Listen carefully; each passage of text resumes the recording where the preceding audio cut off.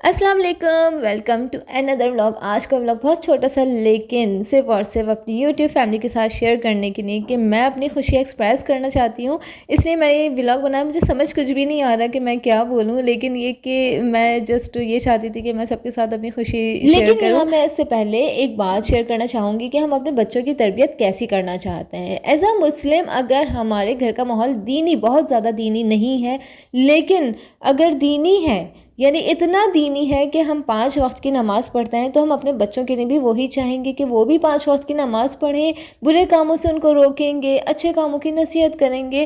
تو پھر ہم اسکولس کے معاملات میں آنے کے بعد ہم وہ ساری باتیں کیوں بھول جاتے ہیں جو ہمارا اسلام بھی ہمیں اجازت نہیں دیتا۔ میں بھی بہت سے لوگ مجھے یہاں کرٹیسائز کریں گے کہ جبکہ میں خود بھی شرعی پردہ نہیں کرتی ہوں، لیکن ایٹ لیسٹ ہم 5 وقت کی نماز پڑھتے ہیں، اپنے گھر کے ماحول کو دینی بنانے کی کوشش کرتے ہیں۔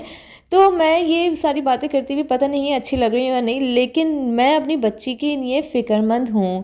جو چیزیں ہم معاشرے میں دیکھ رہے ہیں اس کی وجہ سے میں اپنی بچی کے لیے فکر مند ہوں، تو اس لیے میں یہ ساری باتیں کرنے کی حقدار ہوں، تاکہ لوگوں میں بھی اس چیز کی اویئرنیس آئے کہ آپ لوگ کس وے پہ جا رہے ہیں۔ آپ سوچیں، خوشی یہ ہے کہ میری بچی کا عثمان پبلک اسکول میں نام آ گیا ہے، اور میں اس معاملے میں اس لیے بہت زیادہ خوش ہوں کیونکہ جب میں بہت سارے اسکولس میں گئی تھی اور میں نے وہاں کا انوائرمنٹ دیکھا تو میں بہت زیادہ ڈپریسو مائنڈ سے آئی تھی۔ وہ اس وجہ سے کہ میں نے سوچا اگر میری بچی کا ایسے اسکول میں ایڈمیشن ہو گیا جہاں ڈرم بج رہے ہیں یا جہاں بچے انڈین سانگس پہ ڈانس کر رہے ہیں، وہ بھی ٹیچرز کی سپرویژن میں، تو میری بچی پہ کیا اثر پڑے گا۔ اور جب میری بچی آگے جا کے مجھ سے یہ پوچھے گی کہ مما ہم تو مسلم ہیں تو ہم یہ سب کام کیوں کرتے ہیں، اس وقت میں سوائے نظریں جھکانے کے اس قابل نہیں ہوں گی کہ میں اپنی بچی سے کچھ بھی الفاظ بولوں۔